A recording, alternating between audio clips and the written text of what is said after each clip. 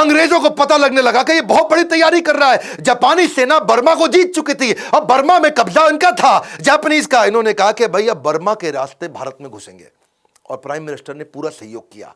नागा पहाड़ियां यानी कि नॉर्थ ईस्ट जो नागालैंड है, वहां से मैदानी इलाकों में जाएंगे, पहले पहाड़ों पे जाएंगे, वहां से मैदानी इलाकों में जाएंगे। अप्रैल 1944 में आजाद हिंद फौज जो ये सिंगापुर से अपनी टीम तैयार करके आए थे, बर्मा से टीम तैयार करके आए थे, ब्रिटिश सेना को खदेड़कर मणिपुर में जाकर के पहली बार तिरंगा डाला। पूरा देश पूरा हिल गया उस समय। एक बात आपको बता दे, मानते तो दिल से गांधी भी थे कि हमारा देश अनडिवाइडेड रह सकता था।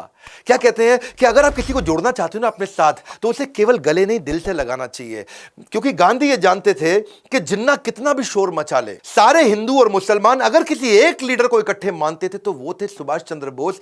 मैं आपको एक कहानी बता देता हूं। 1943 में जब रंगून के अंदर बर्मा में ये अपनी फौज इकट्ठी कर रहे थे, तो आजादी के लिए अपनी फौज को इकट्ठा करने के लिए उन्होंने सबसे योगदान मांगे, और उस योगदान के दौरान वहां पे एक मुस्लिम व्यक्ति आया और उसने आकर के बोला कि सुभाष चंद्र बोस जी, मैं आपको अपना सब कुछ देने को तैयार हूं, मेरे पास कुछ करोड़ रुपए हैं। याद रखना, उस समय कुछ करोड़ रुपए बहुत हुआ करते थे। मेरे पास कुछ करोड़ रुपए, अपना घर है, अपना परिवार है, मैं सब आपको देने वाला हूं। तो वो सुभाष चंद्र बोस उनको बोले, उस मुसलमान व्यक्ति को, कि तुम क्यों मुझको अपना सब कुछ दे दोगे तो अपना घर कैसे चलाओगे? तो उसने क्या बोला, अब घर थोड़ी चलाना है, अब तो मैं भी, मेरी पत्नी भी, मेरे बच्चे भी आपकी सेना में है। गांधी ये बात जानते थे। इनफैक्ट ये तो एक बार खुद मोहम्मद अली जिन्ना ने भी बोला था कि अगर सुभाष चंद्र बोस प्रधानमंत्री बनते हैं तो मैं उनके साथ रहने को तैयार हूं, उनको अलग पाकिस्तान की आवश्यकता नहीं।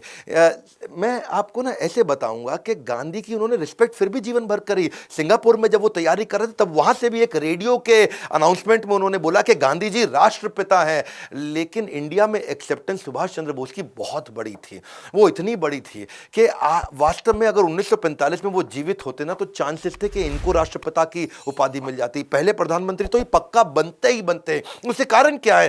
क्योंकि इनसे ज्यादा बुद्धिमान व्यक्ति, इंटेलेक्चुअल जीनियस, इनसे ज्यादा विजनरी जो दूर तक सोच सके, क्योंकि बाकी सब तो ऑपरेशंस में हिंदुस्तान में लड़े रहे, ये पूरी दुनिया का अलायंसेस लेके आते रहे। इनसे ज्यादा इकोनॉमी को समझना, इंडस्ट्रियलाइजेशन को समझना, ब्यूरोक्रेसी को समझना, सोशल सिविक्स को समझना, diplomacy, international alliances, geopolitical partnership, इनके पास शायद बुद्ध आदित्य योग था। बुद्ध आदित्य योग ये वो योग होता है कि आप जब भी कुछ कहें तो पूरी दुनिया आपकी बात माने। ये जहां जो बोलते रहे, दुनिया इनकी बात मानती थी।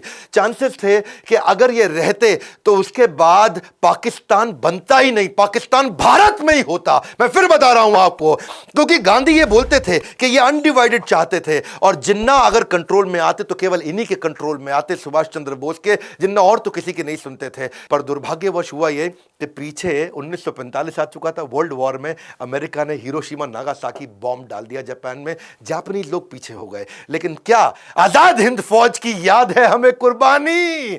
भले ही इतिहासकारों ने नहीं लिखी इनकी कहानी, जितना कर सकते थे उससे बहुत ज्यादा सपोर्ट किया जापान ने, पर अब उसने सारा सपोर्ट वापस खींच लिया, क्योंकि संभव था ही नहीं।